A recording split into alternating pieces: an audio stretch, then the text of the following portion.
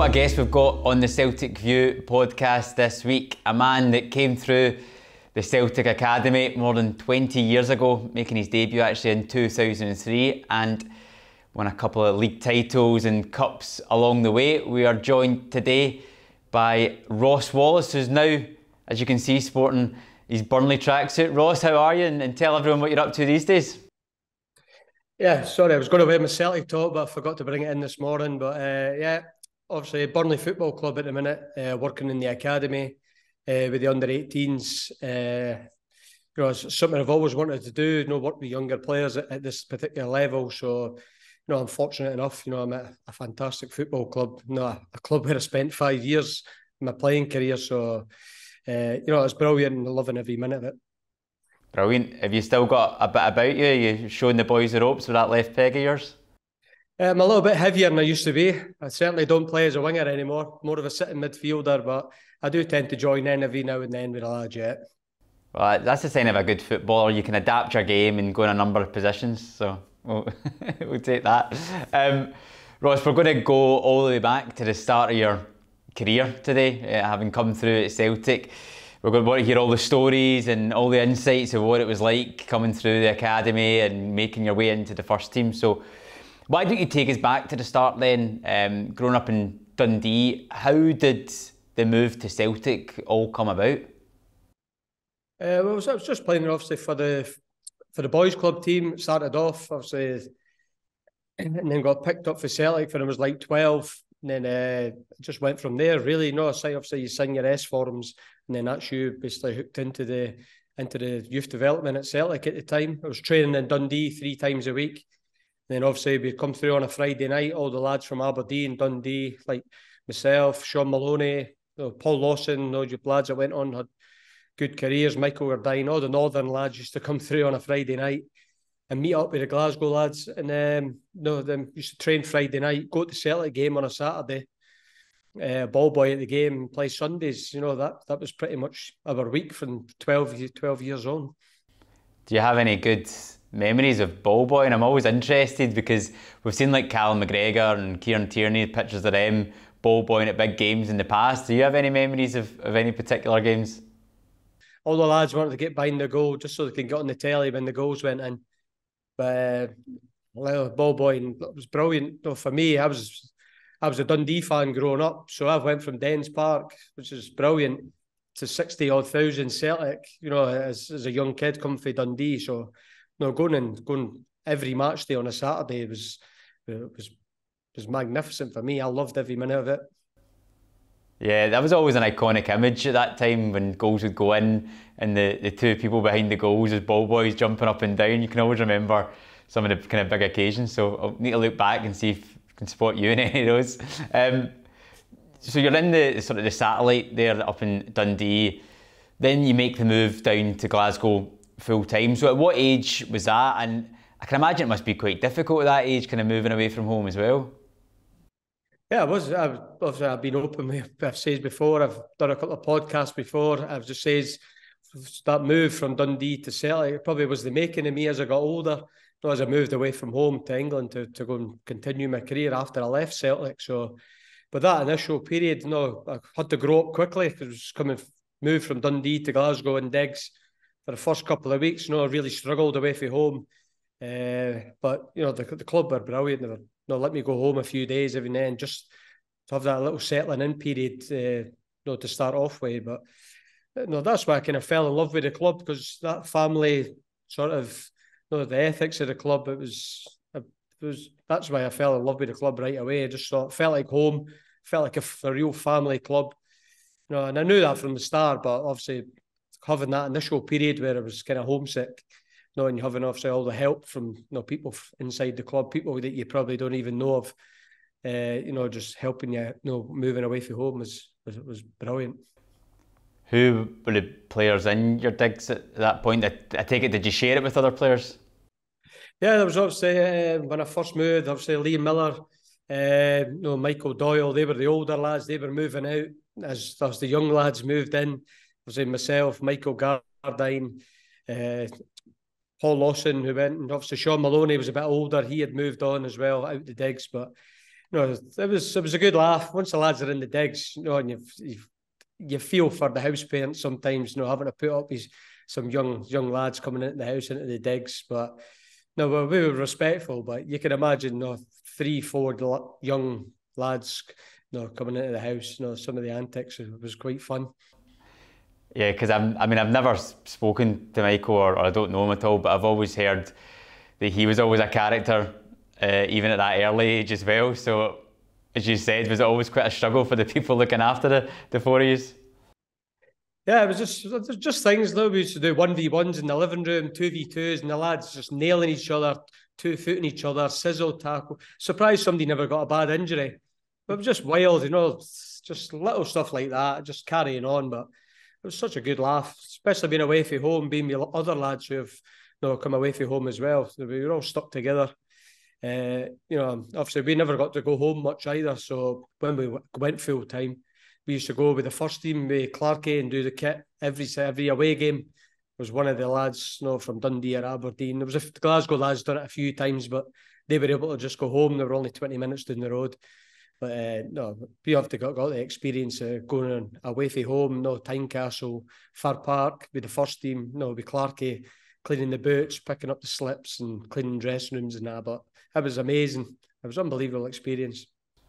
I mean, it must be quite an intimidating experience as well, being at such a young age and being around that changing room environment with those first team players at that time.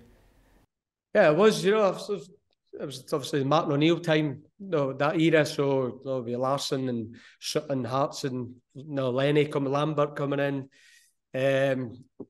These guys, you're a bit intimidated, but it's brilliant to watch them, see how they go about preparing for games, how professional they are. For a young kid to see it.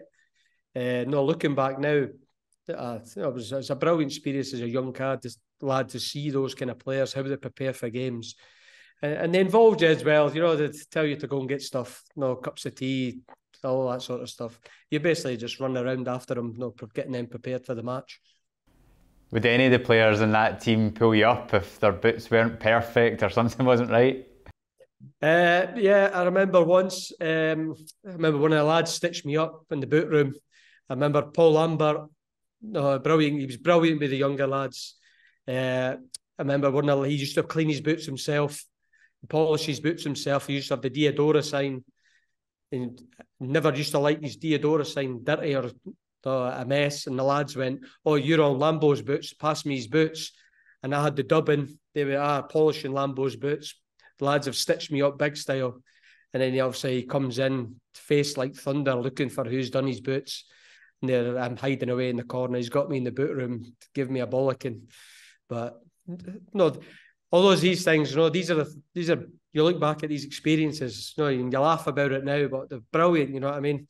The tea job, you don't really get that nowadays in academy football.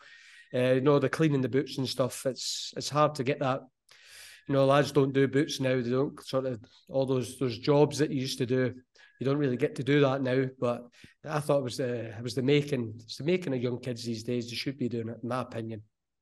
Yeah, you hear it so often from players, particularly of maybe your era, maybe before or a bit after as well, that say that exact same thing, that it is the making of them. And when they look back now, it's those little stories that actually sometimes are the best parts of their career. I don't know if that's something you'd agree with.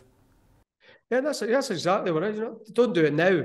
But back then, I think I was kind of maybe the year after me, obviously Simon Ferry and Aiden and Charlie Mulgrew, those lads, I think they were sort of the last year where they had that, cleaning the boots, doing the kit and all that sort of stuff, cleaning the changing rooms up, all that. I think they were kind of the last sort of group where it came in where the lads don't do it anymore.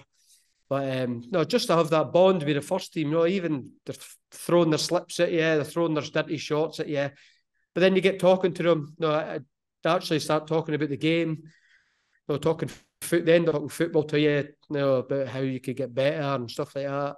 So you get those little golden nuggets, those little couple of minutes with the first team lads when you're that young, when you're just cleaning the dressing room up and stuff, and maybe they're getting changed and you get talking to them. Those little moments are priceless, but you don't really get that anymore, that kind of bond between academy and first team. He said Paul Lambert was one example of someone maybe giving you a rollicking, but was there anyone in that team under Martin O'Neill who you were specifically maybe scared of? Or a lot of people obviously mentioned Bobo Balde. Is there anyone in that team that you were worried about? Yeah, I think obviously Lenny was probably one where you're just a little bit cagey, around, so do things proper. Obviously Sutton and Tomo were they were quite leery lads. They liked a good laugh, so they were on the young lads big style. It seems like a brilliant grounding for you. In terms of that youth team that you were involved in just before you then actually make your debut, who were the players involved in that, and what was that team like? Well, I think my group was David Marshall. Big Marshy was in goal. He was excellent. But obviously, after a few months, he ended up went 21s, and obviously I went up quickly to the first team. It was obviously David Marshall, Gary Irvin. That was their sort of youth development team. Our under 18s, myself, Aiden McGeady, Charlie Mulgrew came into it.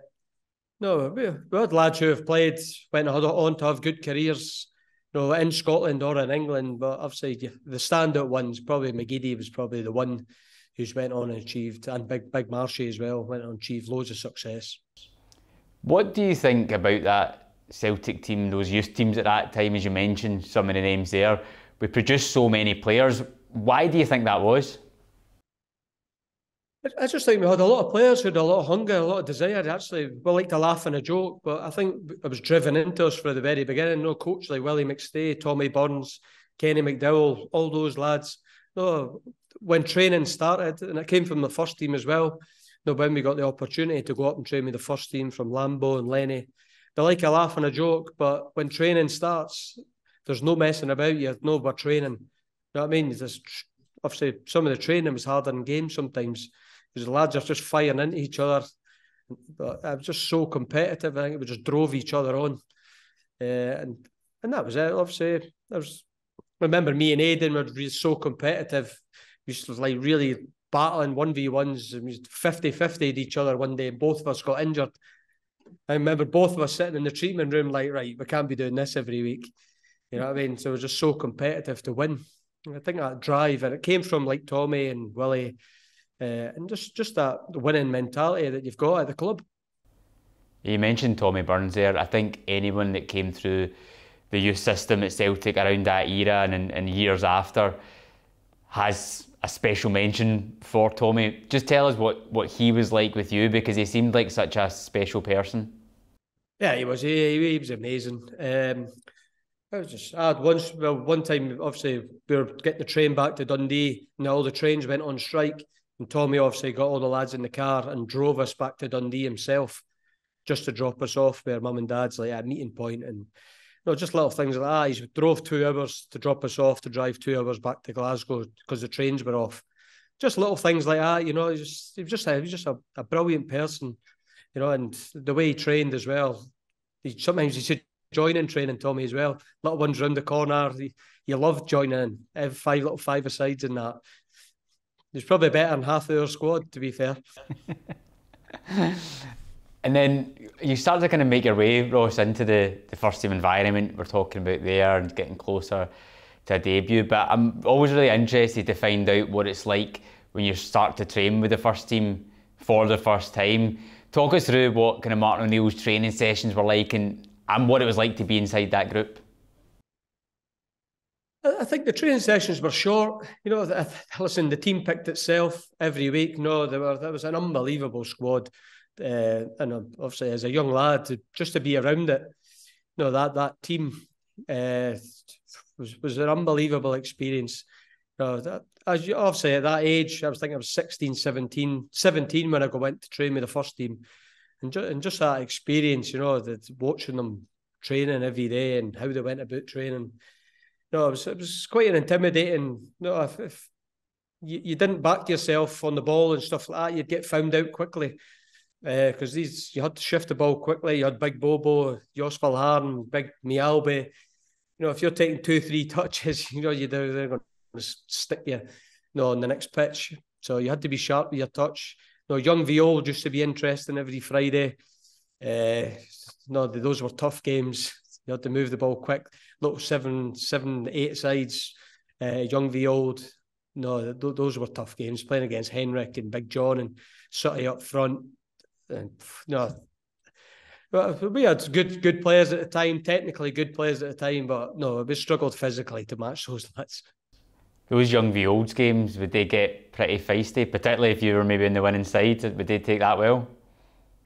It wasn't very often we were on the winning side, to be fair, but the first team lads, I remember they weren't very happy getting beat off the young lads, and every time we beat them one week, I just remember the next week, we weren't beating them the next week. They were on it, but obviously I had like Larsson scored an unbelievable goal in young v olds. It was like a Van Basten, like from the byline, just dipped it over Headman in the far corner, and I just remember like Petrov and all the lads just started clapping because it was just, you could just tell he was the next level. He was unbelievable. A lot of the time you hear maybe more nowadays about how training, you might start to sort of deload when you're approaching a match day on a Saturday. So was Martin quite happy for everyone to be flying in tackles on a Friday and have that competitiveness? Yeah, absolutely. Training just went. It was short, it was sharp, it was more like small-sided. Because you had so much experience, I don't think he didn't have to coach Henrik Larsson and Chris Sutton, John Hartson. No, they were Lennon, Petrov. They just dealt with it themselves. They dealt with the group. Training was always lively because you got so many good pros and experience in the team. You didn't really have to coach them because they were top class players. So it was just managing the group really during training. But obviously, remember John Robertson that used to join in. What a player he must have been back in the day, because he just stand up in the wing and just cross balls in for Big John, 5-a-sides and stuff. It just had picked itself really, the team. It was just managing the group. I mean, as a young winger, someone like John Robertson must have been perfect to sort of pick his brains. Yeah, that was it. That was probably my way in. No, if he wasn't there, I probably never have got an opportunity. That's what I'm saying. And young lads I work with now, you've got to train properly every day and take every game, because you never know who's watching. That was my opportunity, because John Robertson was a winger, and you liked me, I was kind of similar. I was never John Robertson, but I would like to get wide, get crosses in the box. He took a shine to me, and that was my way to get into the first team. So there's a little bit of luck involved in that on my part. But to have somebody like him, and obviously you had Alan Thompson in there, it was brilliant to ask questions to and that as well. But underneath that, we had our own competitive edge as well. There was obviously myself, Aiden, Shaun Maloney, who ended up playing wide. Even on the younger lads, we had that competitive edge as well, because we were all want to play on the Saturday, or we were all on the bench or want to come on. So you had to prove yourself in training every day to get, even if you wanted half an hour at the end of the game on a Saturday, you have to make sure you're the best trainer to get that opportunity. So it's constant battle and competitiveness. You finally make your first team debut. I think I said at the start it was 2003, but I think that was your league debut. But your actual first game was in a cup game in late 2002, and I think it was a 4-2 win against Inverness. Just talk to us about that moment of pulling on the shirt for the first time. Like, would Martin say much to you beforehand about maybe coming off the bench? Fortunate for me, usually that team are so successful, we usually would be winning 2-3-0 every week. And it was just simple. Martin just used to say, listen, kid, on you go on the wing, left wing, basically don't come back. We'll get the ball out to you and get as many crosses in as you can. And that was it. It was just get the ball wide to me. Because we had so much of the ball at home especially, he used to just go wide, and it was pretty straightforward. You're just 1v1 against your fullback every time you get the ball. And you're just try to work a little cross, try and get an assist, try and affect the game in the small period of time we used to get. Can you remember how you were feeling? Were you nervous before you made that debut? To be honest with you, I couldn't even remember it, but I think I go back, but you're so nervous putting the top on. You see all the lads saying, good luck, they know you're coming on, it's your debut. You've got the butterflies. It's just a proud moment, and but you've been training, like I said, you've been with the first team, cleaning the boots, travelling with them to away games with the first team. So it's not really, you're just a young kid, you're coming into it new. the older lads help you as well. They were brilliant with the young kids as well. No demanding of the young kids, but they knew we were developing, and they'd encourage you when you were in games and stuff. And they were brilliant. So you're with them every day. So it was pretty simple to go. Just go and enjoy yourself for 20 minutes. Yeah, it wasn't really until the next year. I think you didn't make another appearance again until about 12 months later in 2003 in the 03-04 season. What was that kind of 12-month period like for you? No, to be honest with you, my whole time at Celt, it was only really when Gordon was in that I felt like, I could play a run of games here when I was at left back, which is another subject we could talk about. But no, at that time, I didn't think. I was just there thinking, listen, soak up as much as you can from these players. You're playing with world-class players here. Soak up as much as you can, and learn from them. And get just, I was more like an apprenticeship, I think Aiden, I was different. Aiden was a bit different for me. His character, Aiden was just like, I could start in this team. Why am I not playing? Why am I not starting? It was a brilliant attitude to have, and I think maybe I should have been more like him a little bit. I was more a bit like more patient. I'll wait my opportunity. Where Aiden was more like, no, I should be playing. I should be starting here. I mean, you've got to be a pretty good player to get into that team, because it's just come off the back of reaching that UEFA Cup final, and that 2003-2004 season absolutely swept up in terms of the league. We won it at an absolute canter as well. So in terms of going into that team and playing more regularly during that season as well, I take it you must have just felt like you had to be on it every single time you made an appearance.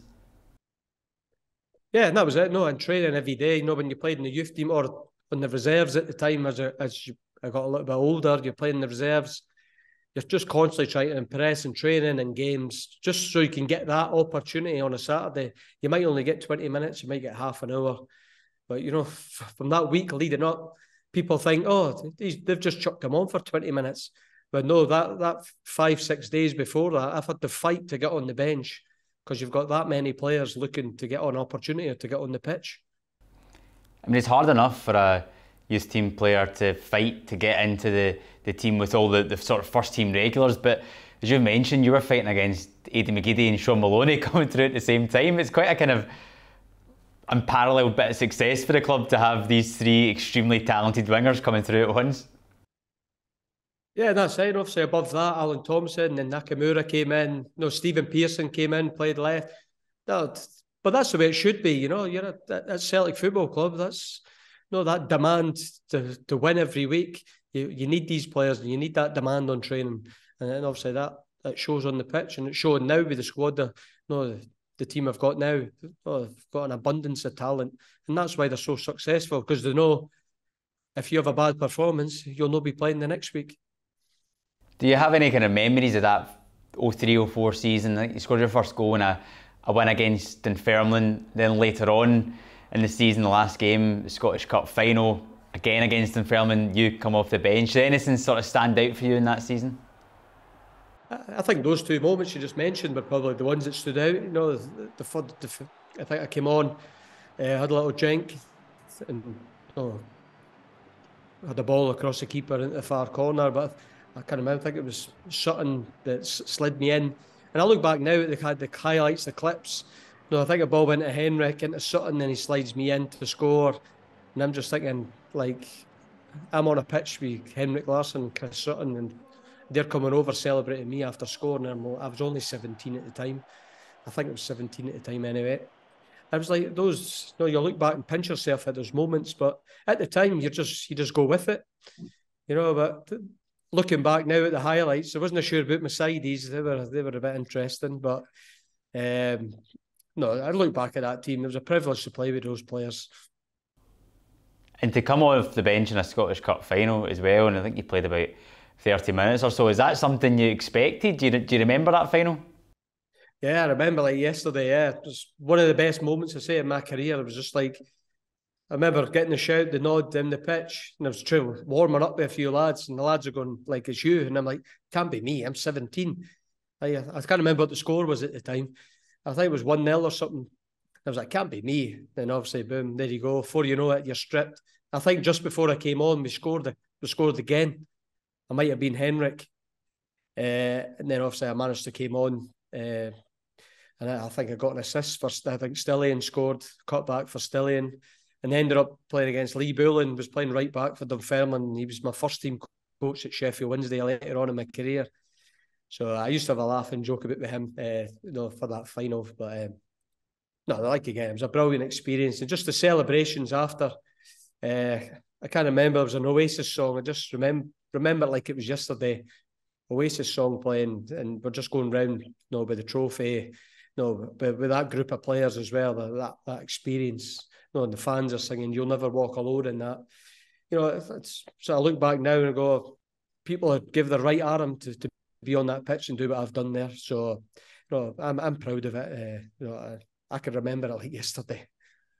Because you're saying you're coming on, well, it ended up being 2-0 when you came on, but it was going to be 1-0. I mean, probably my mentality more than anything else, but I think if it were me coming into that position, I'd be thinking, God, please don't come on and mess anything up. Like, just can we get another goal here and get this tied over? Like, what were you feeling like before you came on the park?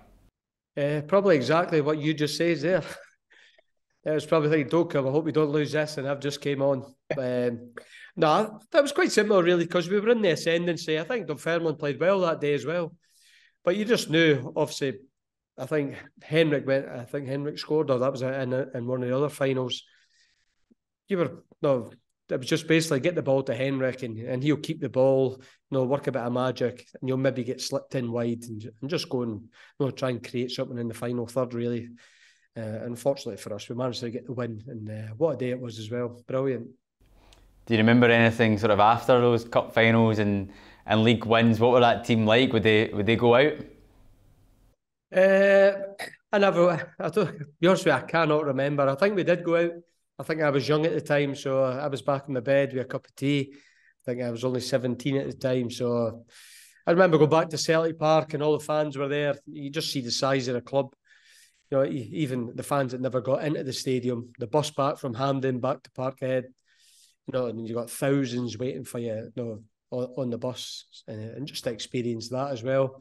There's obviously up in one of the boxes, all the players' wives, friends, family, and you just have a little sing along and have a couple of beers and celebrate. But brilliant experience as a young kid.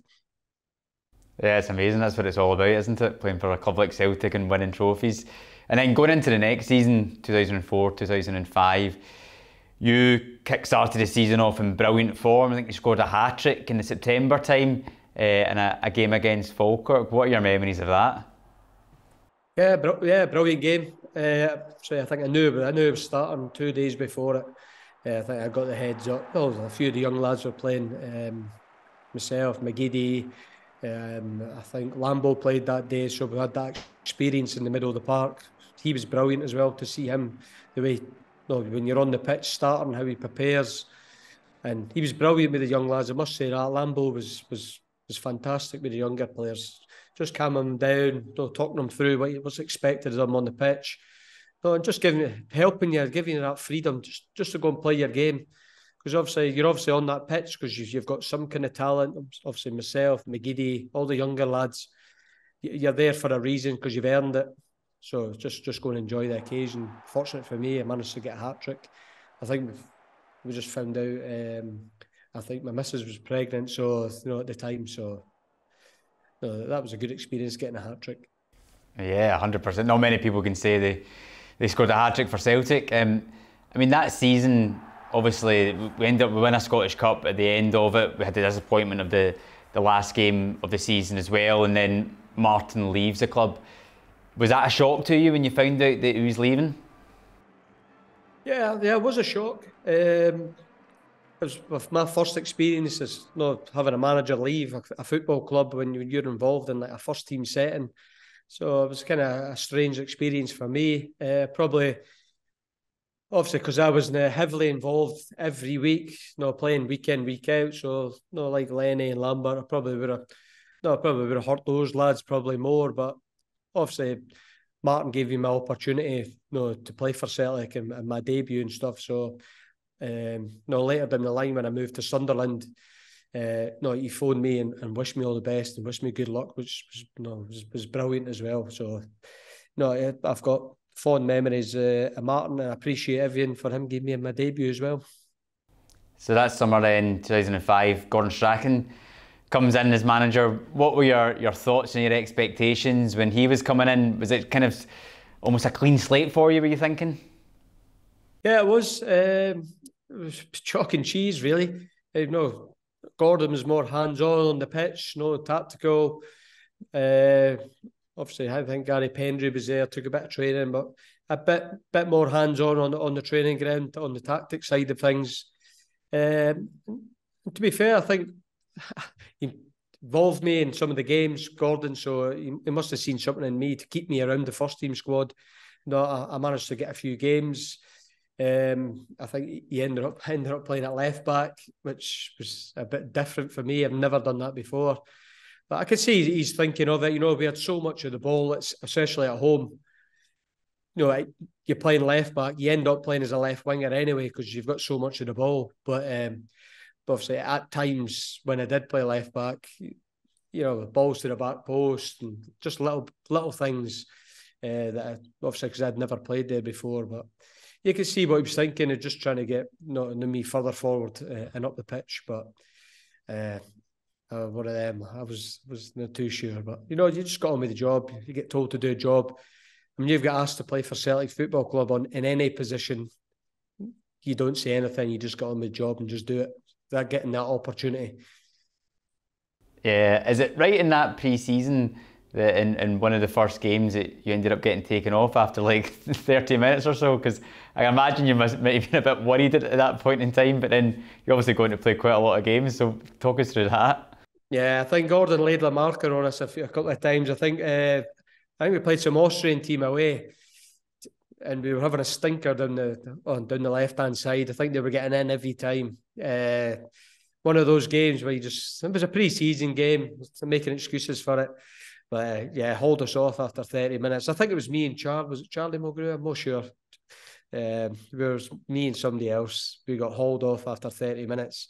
And you can see the other lads, the younger lads, giggling and that, laughing. And you're trying to hold a straight face, and Gordon's just ripping into you. But no, it was good. No, listen, it's good for you. And obviously I managed to come back from that. I managed to get a few games that season as well. You're saying Gordon was ripping into you there, but you must have a classic Gordon Strachan story. It seems like anyone that played under him has something to say about him and what he was like in the changing rooms. No, Gordon was brilliant. No, he was really good with me. He was a lively character. I think I remember one time, I think it was a European night where they flew over. Obviously I was rooming with Aiden, and we went for a little nap in the afternoon because usually you train at night at the stadium the night before. And me and Aiden late for the bus. I heard the door banging on the room. Big Marshy's there laughing. And me and Aiden trying to get ready for training, thinking we're late for the bus. And Big Marshy going, "No lads, we're just back from training." We had slept through training and everything. And I was just like, oh no. So there's me and Aiden all the way down to Gordon to apologise. And to be fair, he let us off lightly. I think he understood, but we just slipped in. But that walk down the stairs in the hotel to go and say sorry to the manager as a young kid, it wasn't very nice, but I blame Aiden. I was going to say, that walk down to see him, everything must have been going through your head at that moment. Yeah, and Big Marshy as well, just absolutely howling, laughing at us, knowing the predicament we were in, having to walk down the stairs. Oh no, I've had a stinker here. But these things happen in your career, but you look back now and laugh. What was the differences between Gordon Strachan's team, would you say, and Martin O'Neill's? Because I imagine, obviously, I grew up watching both of those teams. There were sort of differences in the football and some of the players, but at the same time, Gordon continued that winning pattern because in that season we won a league and a League Cup as well. I think Gordon done it well. I've worked with a few managers where obviously you've got some of Martin's players who were really attached to Martin and that squad, and sometimes as a manager, I think he had to sort of put his own stamp on it and bring his own players in. I think he recognised that.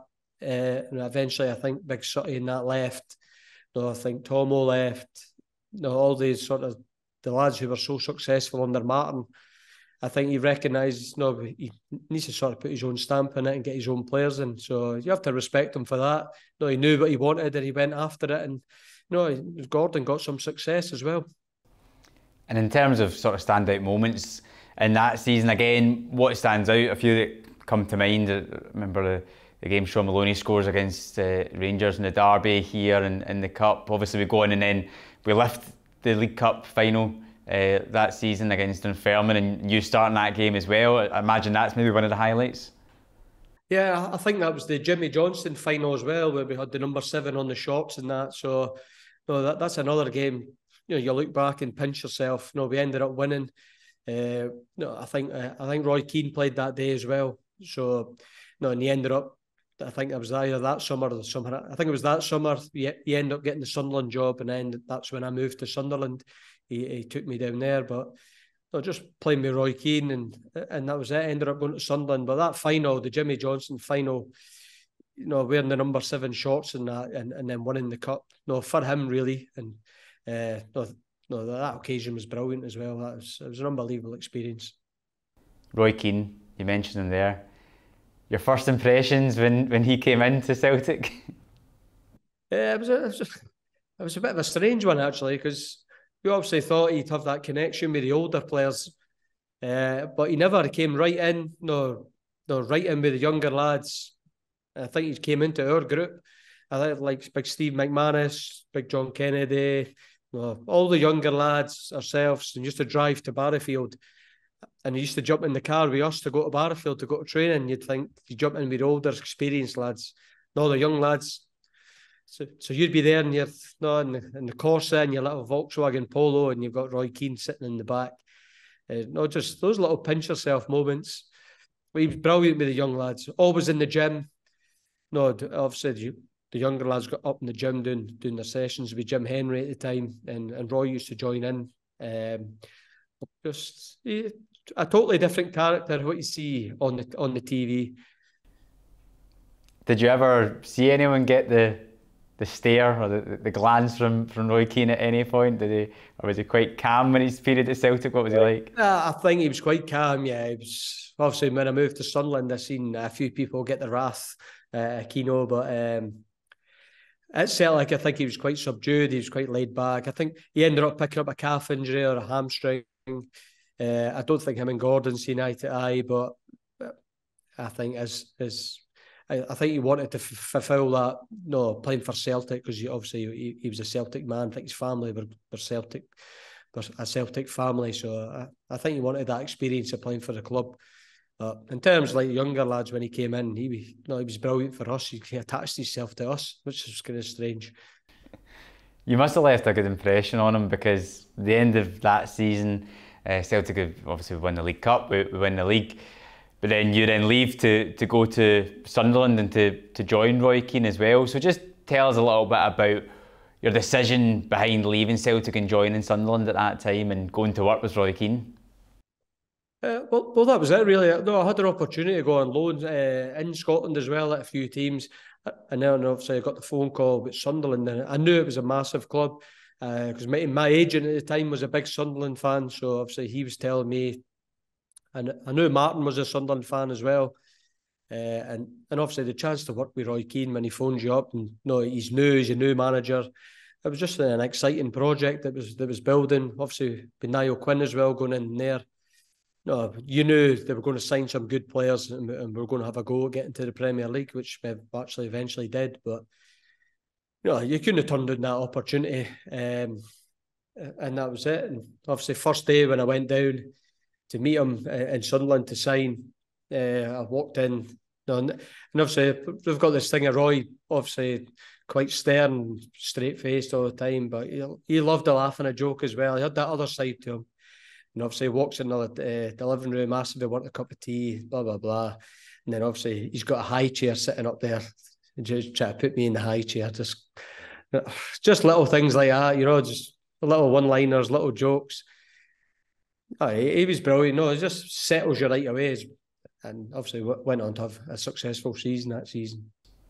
Yeah, in terms of your post-Celtic career, it's been a brilliant career, Ross, in the Premier League and the Championship, and only recently retired a couple of years ago as well. So many highlights. But when you compare sort of your time at Celtic with everything else in your career, where does that time at Celtic stack up? Oh, it's definitely up there. It's up there. I started there when I was 12, come through, got the opportunity to play with some brilliant players. I sort of just see it as like having an unbelievable apprenticeship, like a good start in your football career. And those sort of values that you've learned from all those players you've played with, that professionalism, desire and hunger, you just sort of just keep that sort of starting block that you've had, and you just keep it through your career, working with all these players and the staff that you work with in the coaching. Yeah, brilliant. Ross, you've been brilliant with your time, but just to finish off on, anytime we get a guest on the Celtic View podcast, we always finish in some quick fire questions about the player's time at Celtic. So we'll fire through a few of them just now, if that's okay with you. First of all, who was the best player at Celtic during your time, best technically? Henrik Larsson by a mile. Lubo was my favourite, but Larsson was top. Yeah, brilliant. And we kind of mentioned this earlier on, but what player were you or sort of the rest of the younger boys just scared of the most? Scared of the most? I'd probably say Lenny was probably the one that drove everything. Yeah. I mean, I take it Lenny must be the answer because of a few things that might have happened. I mean, was he always quite kind of on top of boys? Yeah, he just wouldn't let anything slide, any slackness. No, he was him and Lambo were sort of like captains at the time. They just wouldn't let anything slide, any slackness, which it should be. There's that demand to win games every week, so they were on it. So when the younger lads have been a bit mischievous and cheeky, they'd be straight down on top of you. This one kind of follows a similar pattern, but what's the angriest you saw a player or a manager or a coach during your time at Celtic? The angriest? Probably Big Johan Mjällby. He was an angry man in training. Loved to win. I remember Aiden caught him an elbow in young v old one time by accident, and he was fuming. He was just go every time maybe Aiden got the ball, he was after him, trying to get him. But he was a bit of an angry man. A good experienced player, but he was an angry man. What was either the best prank you've seen, or who would be the player that was most likely to play practical jokes? Practical jokes. There wasn't really during that time practical jokes. The obvious ones. Michael Gardine as a young kid used to do that. I've seen Bobo chase him around Celtic Park a few times, hiding Bobo's trainers and stuff. He's picked on the wrong guy. Remember Bobo chasing him around the side of the pitch at Celtic Park, and he's trying to sprint away from him. So Michael Gardine was probably the most cheekiest, and he was up to all sorts. Why is he picking fights with Bobo? Exactly, that's the question I was asking him as well. You picked the wrong guy there. And finally, Ross, less of a quick fire question, more of a kind of recap. When you look back at your time at Celtic, what's your kind of favourite memories that stand out, and how do you look back on your time? Fantastic experience, loved every second of it. Go back to those cup finals at Hampden, the Jimmy Johnson final, just getting an opportunity to put on the Celtic shirt.